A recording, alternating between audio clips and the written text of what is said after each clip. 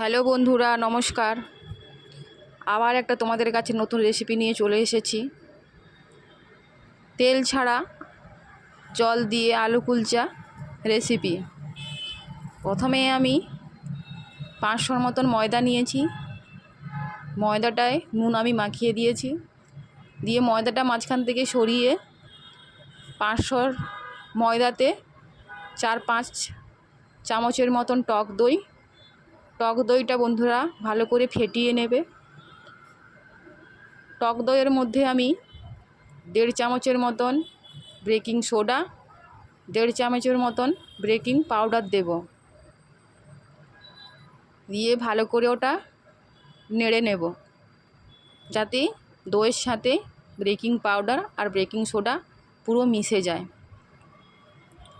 আমি চামচ দিয়ে ভালো করে ওটাকে মেখে নেব। দেখো বন্ধুরা, মেখে নিচ্ছি। কত ফুলে ফুলে উঠছে আর নিচ থেকে বাবলস মতন উঠছে, দিয়ে ফেটে যাচ্ছে উপরে এসে। আমি ওটা 2-1 মিনিটের মতন রেখে দেব ওই অবস্থায়, যাতে পুরোটা ফুলে ওঠে। দেখো কতটা ফুলে উঠেছে। দিয়ে উপর থেকে আমি কিছুটা সাদা তেল দিয়ে দেবো, রিফাইন অয়েল তেল দিয়ে দেবো। দিয়ে একটু মিষ্টি মিষ্টি করবে, মিষ্টি মিষ্টি খাওয়ার জন্য তোমরা চিনিকে গুঁড়ো করেও দিতে পারো। আমি চিনিকে বাটিতে গুলে রেখেছিলাম। দিয়ে চিনি দিয়ে আমি অল্প অল্প জল দিয়ে হাতের সাহায্যে মেখে নেব। খুব সুন্দর করে মাখবে, যাতে খুব নরম হয়, খেতে তুলতুলে হয়। আমি হাত দিয়ে এইভাবে ময়দাকে চেপে চেপে ভালো করে মেখে নেব। মেখে নেওয়ার পর 10-20 মিনিটের জন্য আমি ওটাকে ঢাকা দিয়ে রেখে দেব। এবারে আলুর পুরের জন্য 500 ময়দাতে 2টো আলু সেদ্ধ করে ছাড়িয়ে নিয়েছি। দিয়ে একটা পেঁয়াজ ছোট ছোট করে কেটে নিয়েছি, লঙ্কার কুচি, ধনেপাতা কুচি, পরিমাণ মতন নুন, চাইলে তোমরা বিট নুনও দিতে পারো। আলুটা কালার করার জন্য আমি কাশ্মীরি লঙ্কার গুঁড়ো, জিরের গুঁড়ো আর একটু চাট মশলা দিয়ে দেব। দিয়ে হাত দিয়ে ভালো করে মেখে নেব, যাতে আলুর কোনো দানা দানা না থাকে।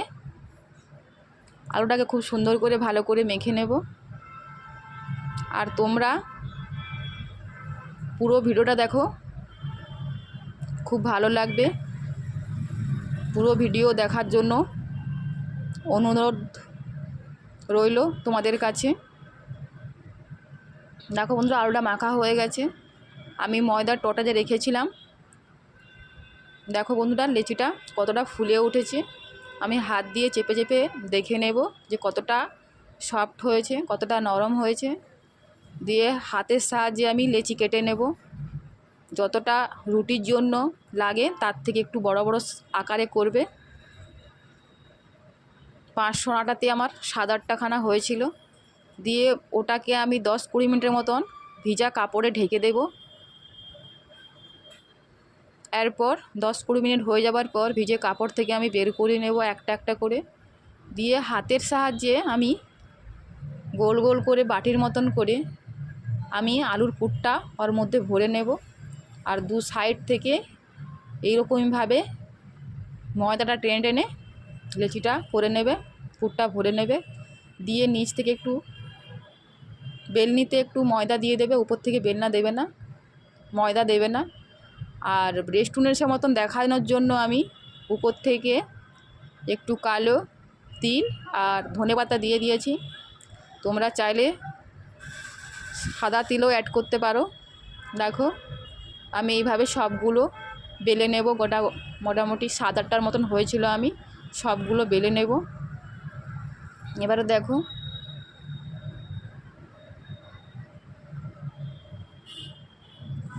তাওয়াটা আমার গরম হয়ে এলে অল্প খানিকটা জল দিয়ে ওর মধ্যে আমি কুলচাটা দিয়ে দেব। কুলচাটা দেওয়ার কুলচা একটু সময় লাগে 2 মিনিটের মতন, 1-2 মিনিটের মতন সময় লাগে হতে। ঢাকা দিয়ে দিলে হয়ে যাবে। দেওয়ার পর আমি উপর থেকে ঘি ছড়িয়ে দেব। ঘি দিয়ে ভালো করে এপিঠ ওপিঠ দুদিক ভেজে নেব। আর চাইলে তোমরা বন্ধুরা বাটারও অ্যাড করতে পারো, আমি ঘি দিয়ে করছি।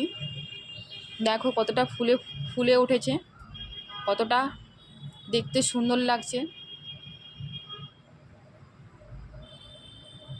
আমি সবগুলো এইভাবে ভেজে নেব, তোমরা দেখো।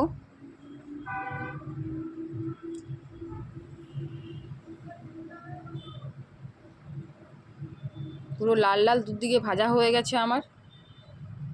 আমি এইভাবে 7-8টা ভেজে নেব খুব সুন্দর করে এদিক ওদিক করে। আর বন্ধুরা তোমরা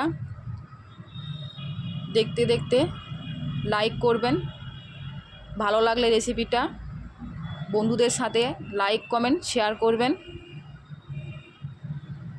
অল্প পরিমাণ জল দিয়ে ভালো করে নাড়িয়ে আমি কুলচাটা দিয়ে দেব, ওর মধ্যে দিয়ে দিলাম। দিয়ে আমি ঢাকা দিয়ে দেব।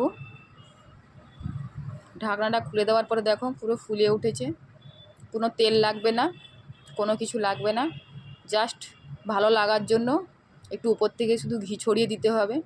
দেখো 7-8টা আমার হয়ে গেছে, পুরো রেডি। এরপর তোমাদেরকে আমি দেখাবো কতটা নরম হয়েছে, কতটা সফট হয়েছে, আর কতটা দেখতে সুন্দর লাগছে।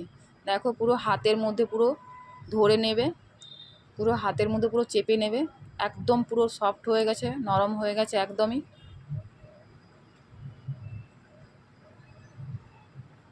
তোমাদেরকে আমি একটা দেখাচ্ছি কেটে, দেখো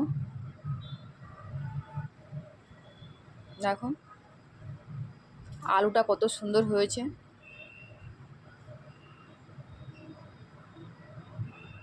দেখো কত সুন্দর দেখতে লাগছে। তোমরা এইভাবে একবার ট্রাই করো, তোমাদের নিশ্চয়ই ভালো লাগবে। ভালো লাগলে একটু লাইক কমেন্ট শেয়ার করবে। সবাই ভালো থেকো। টাটা বন্ধুরা, নমস্কার।